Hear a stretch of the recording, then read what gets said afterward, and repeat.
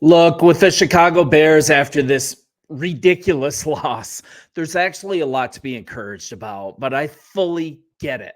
I watched the Colts game during vacation, and man, I'm not so sure I could be more frustrated. And I can just do a hit piece like everybody else, try to get clicks, but I want to do something a little different here and just ask some good questions. So, do the Bears panic and cut bait? Fire the coaches, reshuffle the roster. As fans, are we in a panic too, jumping off the ship, saying it's on fire, or does everyone need to just take a deep breath? Do it with me, deep breath, recenter, and realize that building this takes some patience and some growing pains are to be expected. Here's the encouraging news, and this is via Bleacher Nation. Williams was forced to throw the ball 52 times on Sunday because the rushing attack was non-existent. We saw that. There's work to be done in the play calling. I'm going to talk about that. Plenty of work to do along the offensive line. I can talk about that. But Caleb Williams' adjusted completion percentage, that accounts for drops. 71.7% on 52 throws. That's incredibly impressive, right? We can be encouraged by that. Williams was among the top 10 lowest turnover-worthy throwers in week 3 at 1.6%. Very encouraging. And I think a good way to do this, let's just simply play good news, bad news, and let's chop it up a little bit. So, okay, here we go. Let's start with the bad news, and I'm going to call this up on yahoo.com. You guys know what play this is. This is the infamous fourth down play to end the half. I mean, we're probably going to be talking about this for literally years. It's pretty ridiculous. But here we go. The coaching staff, they're on the hot seat, and yes, they should be. I can go through it all. Offensive coordinator Shane Waldron, he's calling like complicated, slow developing plays instead of meat and potatoes. This play is a perfect example of that. Not taking into account that he has a rookie quarterback, he has a failing offensive line, and it's also really an indictment on offensive line coach and run game coordinator. He was promoted, Chris Morgan. Both units seem just really disjointed, right? Just seem really ill prepared. So say what you will about the line, but this same group of guys came together to be one of the better lines in the second half of the season. To see them so overmatched in my eyes, it comes down to coaching. It's not a talent deficit. And you had continuity from last year coming in, 4 starters back on the number 2 rushing offense. Instead, this is what we get. 3rd worst rushing attack. 13 sacks in 3 games. Just a general malaise to watch. I firmly believe this isn't a talent deficit. Case in point, you've all seen it, but the 4th and goal play at the half, definition of a poor play call. I let out an audible groan watching the game with my wife before the ball was snapped. I knew this was going to happen the second I saw them lined up. A speed option play at the goal line.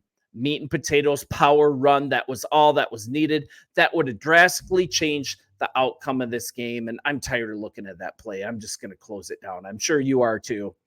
I mean, complicated reads throughout the game, right?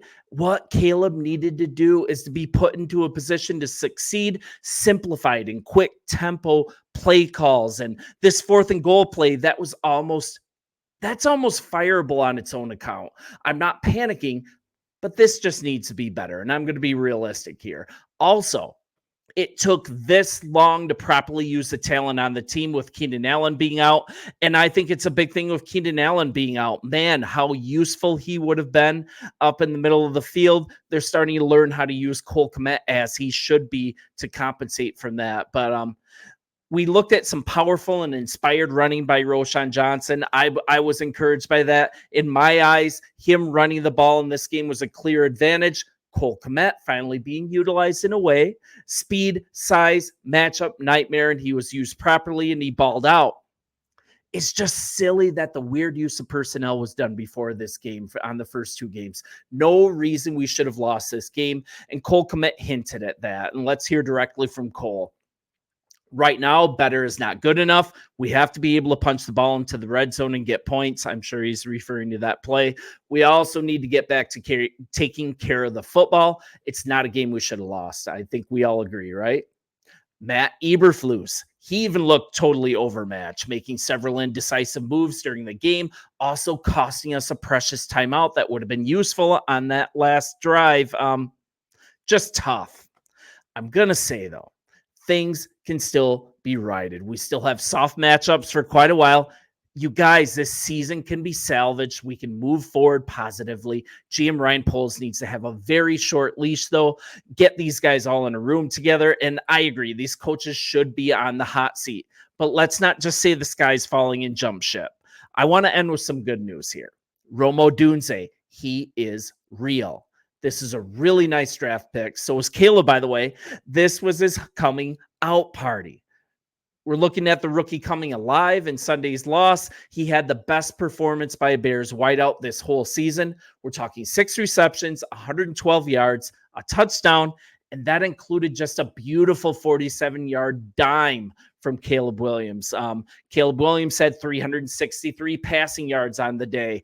And Odunze's production, one of the lone bright spots, but it's this offense hasn't eclipsed 20 points again.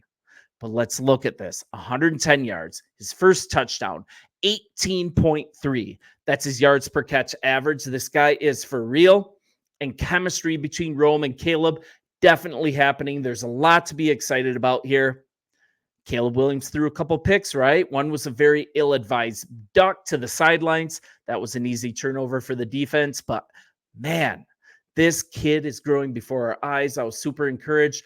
I still believe the Bears have the franchise quarterback in the building, and everybody that's talking about we should have stayed with Justin Fields. There were 5 throws at least in this game that Caleb didn't necessarily complete, but he at least got off. Some of these plays that he was making, Justin Fields would not have even come close to that. So as far as a pure passer, I will take these growing pains and I will take the pure passer every single time. You guys might not agree, but to look at Caleb Williams, he just looks more comfortable. He looks more in charge of the field. This is still the right pick. We need to be willing to allow him some growing pains. The 2 turnovers weren't great, although one was more on Rome for having the pass go through his hands. We got to remember that. But outside of that, finally getting to see Caleb get a sling it around, hit some deep shots, play closer to what we would expect when he was drafted number 1. A Bears rookie record. It's the Bears. But a rookie record of 363 yards, 2 touchdowns, 2 interceptions, completion rate of 63.5% of his passes, and that's without the drop rate factored in. That was the 72 from earlier.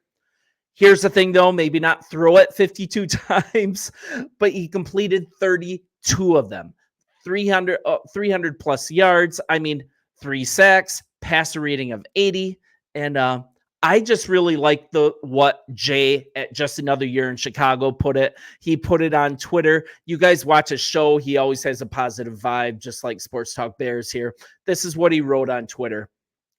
If you were to start the week off knowing Caleb Williams threw 360 plus yards, Rome Odunze has 110 yards plus a touchdown, Cole Kmet nearly 100 yards and a touchdown, defense still legit, Roshan Johnson, he proved that he needs to play way more. You see those stats. You see that the team direction is still pointing way up, positive vibes only, and I fully agree, man. Thank you for that, Jay. But you guys let me know what you think in the comments. I'm not being all outrageously optimistic here. There are some things to tune in, but man, what we saw as far as the progress for Caleb Williams, Rome Odunze, Cole Kmet, Roshan Johnson, this offensive line needs to get it together. I think we still have a ton to look forward to. This season isn't over. And yeah, man, that's going to be where I'm at. Let's see what the next game holds. You guys, I'm sure you'll kill me in the comments here, but bear down. I will talk to you soon.